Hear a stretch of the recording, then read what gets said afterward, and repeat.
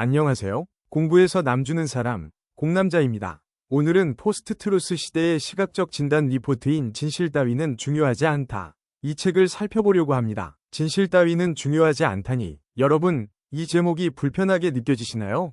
이것은 도발이 아닙니다. 오늘날 우리가 살아가는 세계의 실제 작동 원리를 직시한 고백입니다. 뉴욕타임스의 전설적인 수석 문학비평가인 저자 미치코 가쿠타니는 수십 년간 책과 사상을 분석해온 눈으로 현대사회를 진단했습니다.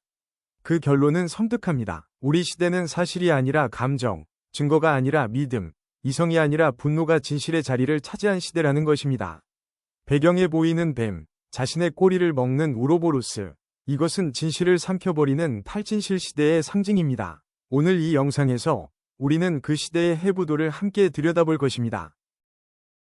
2. 전체주의의 유령, 진실과 허구의 경계가 무너질 때 1951년 철학자 한나 아렌트는 이런 말을 남겼습니다. 전체주의 지배의 이상적인 대상은 확신에 찬 나치당원이나 공산주의자가 아니라 사실과 허구의 차이, 진짜와 가짜의 차이가 더 이상 존재하지 않는 사람들이다. 70년이 지난 지금 이 경고가 현실이 되고 있습니다. 오늘날 가짜뉴스와 대한사실이 범람하는 디지털 환경은 과거 전체주의 정권이 치밀하게 설계했던 진실의 파괴 생태계와 놀랍도록 닮아 있습니다. 차이가 있다면 과거엔 국가 권력이 억지로 진실을 통제했지만 지금은 우리 스스로가 그 구조 속으로 걸어 들어가고 있다는 점입니다. 강요가 아니라 자발적 선택으로. 그것이 더 두려운 이유입니다. 3. 진실을 무너뜨린 퍼펙트 스톰의 4가지 축. 그렇다면 어떻게 이 지경에 이르렀을까요? 가쿠타니는 진실의 죽음이 결코 어느 날 갑자기 일어난 사고가 아니라고 말합니다. 수십 년에 걸쳐 4가지 거대한 흐름이 서로 맞물리며 만들어낸 완벽한 폭풍, 즉 퍼펙트 스톰의 결과라는 것입니다. 첫 번째 축은 철학입니다. 이성의 쇠퇴와 포스트모더니즘의 역설. 두 번째 축은 문화입니다. 나르시시즘과 주관성의 숭배. 세 번째 축은 기술입니다. 알고리즘이 만든 필터 버블과 확증 편향의 수익화. 네 번째 축은 정치입니다. 언어의 포섭과 혐오의 정치. 이 4가지가 동시에 서로를 강화하면서 맞물렸을 때 진실은 설 자리를 잃었습니다. 지금부터 각 축을 하나씩 해부해 보겠습니다. 4. 첫째, 이성의 쇠퇴와 반지성주의의 부상. 미국의 건국 이념은 이성, 자유, 진보라는 계몽주의의 원칙 위에 세워졌습니다. 그런데 역사학자 리처드 호프스테터가 일찍이 지적했듯 미국 사회에는 뿌리 깊은 반지성주의의 전통이 공존해왔습니다. 전문가를 불신하고 음모론을 선호하고 복잡한 진실보다 단순한 구호를 원하는 흐름. 이 흐름이 오늘날 전문가의 죽음으로 이어졌습니다. 인터넷은 모든 사람에게 발언권을 줬지만 동시에 나의 무지가 너의 지식만큼 가치 있다는 착각도 줬습니다. 이라크 전쟁을 보십시오. 육군 참모총장 에릭 신세키 장군은 점령을 위해 수십만 병력이 필요하다고 경고했습니다. 그 경고는 무시됐고 이념에 따라 미리 결론이 정해진 전쟁이 시작됐습니다. 그 결과는 수십만의 사망자와 ISIS의 탄생이었습니다. 전문성을 무시할 때 어떤 대가를 치르는지 보여주는 가장 비극적인 사례입니다. 5. 포스트모더니즘의 역설. 좌파의 이론을 무기화한 우파. 이것이 아마 가쿠타니의 분석에서 가장 충격적인 통찰일 것입니다. 1960에서 80년대 학계를 풍미했던 포스트모더니즘은 원래 진보적인 프로젝트였습니다. 푸코와 데리다는 모든 지식은 권력관계 속에서 구성된다고 주장하며 기득권의 거대 서사를 해체하고 소외된 목소리에 힘을 실어주려 했습니다. 그런데 지금 이 논리를 가장 공격적으로 활용하는 것은 극우 포퓰리스트들입니다. 진리가 상대적이라면 나에 대한 사실도 너의 과학만큼 타당하다는 논리로 진화론을 부정하고 기후변화를 부정하고 극우 트롤들의 가짜 서사를 정당화합니다. 좌파의 무기가 우파에게 탈취된 것입니다. 포스트모더니즘은 권력을 비판하는 도구였지만 이제는 진실 자체를 공격하는 무기가 되었습니다. 이것이 바로 포스트모더니즘의 비극적 역설입니다. 6. 거짓 등가성의 함정. 중립성이 진실을 가릴 때 기후변화에 관한 과학적 합의는 99.9%입니다. 반면 부정론자는 0.1%에 불과합니다. 그런데 많은 언론은 이 두 입장을 마치 동등한 의견인 것처럼 나란히 소개합니다. 이것이 거짓 등가성, 폴스 이퀴벌런스입니다. 담배 산업은 일찍이 이 전략을 완성했습니다. 우리가 팔아야 할 것은 의심이다. 과학적 사실이 아무리 명확해도 위심의 씨앗을 심으면 대중은 혼란에 빠집니다. 기후변화 부정론자들은 바로 이 검증된 전략을 차용했습니다. 저널리스트 크리스티안 아만푸어의 경고는 정확합니다. 객관성과 중립성을 혼동해서는 안 됩니다. 압도적인 증거 앞에서 양측을 기계적으로 동등하게 다루는 것은 공정한 보도가 아니라 오히려 진실을 왜곡하는 행위입니다. 7. 둘째, 나 자신이라는 무한 루프와 주관성의 숭배. 두 번째 축은 문화입니다. 1970년대 작가 톰 울프는 그 시대를 나의 시대, 미디케이드라 불렀습니다. 사회적 위무보다 자아 실현을, 공동체보다 개인의 감정을 앞세우는 문화가 자리를 잡기 시작한 것입니다. 이 흐름은 소셜미디어 시대에 와서 극단으로 치달았습니다. 셀피, 좋아요, 팔로워, 나의 브랜드, 나의 스토리, 나의 진실. 에인랜드의 이기주의 철학, 노먼 빈센트 필의 적극적 사고방식이 뒤섞여 하나의 신앙이 되었습니다. 우리 앞에 어떤 사실도 우리의 태도만큼 중요하지 않다. 결국 인식이 곧 현실이다. Perception is reality 는 명제가 사실을 대체하기 시작했습니다.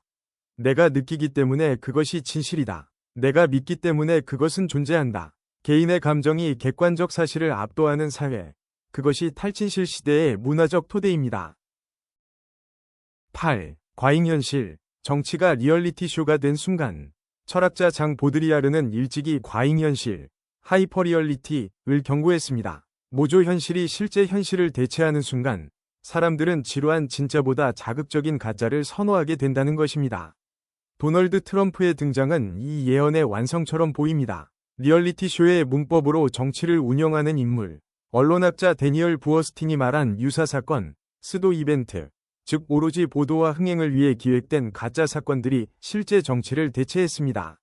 더 섬뜩한 것은 영화 매트릭스의 빨간 약 도상입니다. 이것은 원래 주체적 각성의 상징이었지만 대한우파, 알트라이트에 의해 전용되어 혐오와 여성 혐오를 정당화하는 그들만의 대한현실로 사람들을 끌어들이는 도구가 되었습니다. 상징마저 납치되는 시대입니다. 9셋째, 기술의 배신과 알고리즘 저장탑. 인터넷은 인류 역사상 가장 위대한 정보 민주화의 도구가 될 수 있었습니다. 월드와이드웹의 초기 비전이 그것이었습니다. 그런데 무슨 일이 일어났습니까? 페이스북, 유튜브, 구글의 알고리즘은 하나의 목표만을 위해 최적화되었습니다. 참여, 인게이지먼트, 클릭, 좋아요, 체류 시간. 그리고 이 목표를 위해 가장 효과적인 것은 분노, 공포, 불안을 자극하는 콘텐츠라는 것이 밝혀졌습니다. 그 결과 엘리 페리저가 경고한 필터 버블이 완성됩니다. 알고리즘은 우리가 보고 싶은 것만 보여주며 불편한 진실을 차단합니다. 우리는 각자의 이념, 취향, 가치관에 맞게 재편된 좁은 반향실, 에코챔버에 고립되어 서로 완전히 다른 현실을 경험하는 섬이 되어버렸습니다. 같은 나라에 살면서도 같은 현실을 보지 못하는 사람들. 이것이 알고리즘이 만든 세계입니다. 10. 열정의 비대칭성. 왜 가짜뉴스는 더 빨리 퍼지는가? MIT 연구에 따르면 가짜뉴스는 진짜 뉴스보다 6배 더 빠르게 퍼집니다. 왜일까요? 이 그래프가 그 이유를 보여줍니다. 인터넷에서 가장 가치 있는 화폐는 관심, 어텐션입니다. 그리고 분노와 음모론은 복잡한 진실보다 압도적으로 더 많은 관심을 끌어냅니다. 진실은 지루하지만 분노는 전염됩니다. 여기에 비대칭적 생산의 문제가 더해집니다. 합리적 다수는 침묵하는 동안 음모론자와 트롤들은 헌신적으로 가짜 서사를 쏟아냅니다. 피자게이트를 만들어낸 트롤 공장, 러시아의 허위정보 공세를 보십시오. 소셜미디어 알고리즘은 인간의 원초적 본능인 공포, 격분, 불안을 자극하는 콘텐츠를 최상위로 끌어올립니다. 이것은 버그가 아닙니다. 수익 모델의 필연적 결과입니다. 11넷째, 언어의 포섭과 오헬식 조작. 네 번째이자 마지막 축은 언어입니다. 빅터 클램퍼러는 나치 독일의 언어를 분석하며 충격적인 사실을 발견했습니다. 나치는 광신적이라는 혐오스러운 단어를 영웅적이라는 의미로 뒤집었습니다. 끊임없는 반복을 통해 대중의 무의식에 독을 주입한 것입니다. 오늘날 이 오헬식 번역 엔진은 어떻게 작동합니까?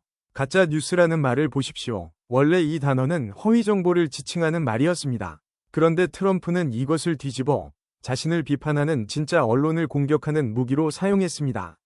자신에게 불리한 객관적 보도가 있으면 가짜 뉴스라고 외치면 됩니다. 거짓말을 대한 사실로 포장하면 됩니다. 언어의 의미가 해체되면 진실과 거짓의 기준 자체가 사라집니다. 이것이 권위주의적 언어 조작의 최종 목표입니다. 12. 진실의 죽음, 완벽하게 정렬된 생태계. 지금까지 4가지 축을 각각 살펴봤습니다. 그런데 가쿠타니의 가장 핵심적인 통찰은 바로 이것입니다. 이 4가지는 독립적으로 작동하는 것이 아닙니다. 주관성을 숭배하는 문화는 알고리즘이 먹고 자라는 토양이 됩니다. 알고리즘이 만든 부족주의는 포퓰리스트 정치인에게 먹잇감을 제공합니다. 포퓰리스트의 언어 조작은 다시 필터 버블을 강화합니다. 그리고 이 전체 순환이 포스트모더니즘의 상대주의라는 철학적 정당성 위에서 작동합니다. 이것은 하나의 피드백 루프, 자기 강화하는 생태계입니다. 진실의 몰락은 우연도, 한 정치인의 일탈도 아닙니다. 문화, 기술, 철학, 정치가 완벽하게 맞물려 돌아가는 시스템의 필연적 산물입니다. 13. 실제하는 위협, 포스트-트루스의 전 지구적 청구서. 탈진실이 단순히 지적인 문제가 아니라는 것을 보여주는 3가지 전 지구적 청구서를 봐야 합니다. 첫째, 민주주의의 퇴보입니다. 프리덤하우스 데이터에 따르면 전 세계적으로 권위주의가 부상하며 자유가 지속적으로 위축되고 있습니다. 진실이 무너지는 곳에 독재가 자라납니다. 둘째, 과학의 위기입니다. 기후변화 부정과 파리기후협약 탈퇴, 백신 거부 운동. 이것은 단순한 의견 차이가 아닙니다. 공중보건과 지구 생태계를 위협하는 실제적 재앙입니다. 셋째, 면죄부의 수출입니다. 독재 정권들이 자국의 인권 탄압 보도를 서구 포퓰리스트들의 수사를 빌려 가짜 뉴스라 일축하며 범죄를 은폐합니다. 탈진실의 언어가 국경을 넘어 억압의 도구가 된 것입니다. 14. 진실을 되찾기 위한 우리의 방어선. 그렇다면 우리는 무엇을 해야 합니까? 가쿠타니는 3가지 방향을 제시합니다. 첫째, 기계적 중립을 넘어 진실로, 거짓 등가성을 거부해야 합니다. 양측의 의견을 기계적으로 동등하게 다루는 것을 멈추고 압도적인 증거와 실증적 사실에 무게를 두어야 합니다. 둘째, 알고리즘의 장벽 파괴, 확증 편향을 깨고 필터법을 밖으로 나가야 합니다. 의도적으로 반대 의견과 불편한 진실을 마주해야 하며 기술 기업에게 알고리즘의 투명성을 요구해야 합니다. 셋째, 제도와 언어의 수호, 팩트체커, 과학계, 사법부, 독립 언론을 보호해야 합니다. 포퓰리스트들이 일상의 언어를 오염시키고 의미를 왜곡하는 것을 용납해서는 안 됩니다. 정확한 언어는 민주주의의 인프라입니다. 15. 진실은 저절로 지켜지지 않는다. 전 미국 법무장관 대행 셀리 예이츠의 말로 마무리하겠습니다. 객관적 진실만이 문제가 아니라 진실을 말하지 않는 것도 문제다. 공무원에게 거짓말에 대한 책임을 물을지 아니면 진실을 외면하고 진실에 대한 무관심을 정상화할지는 우리가 통제할 수 있다. 우리는 공무원의 거짓말을 막을 수 없을지도 모릅니다. 알고리즘을 하룻밤에 바꿀 수 없을지도 모릅니다. 하지만 우리가 어떻게 반응하는가, 무엇을 정상으로 받아들이는가, 그것은 우리의 선택입니다.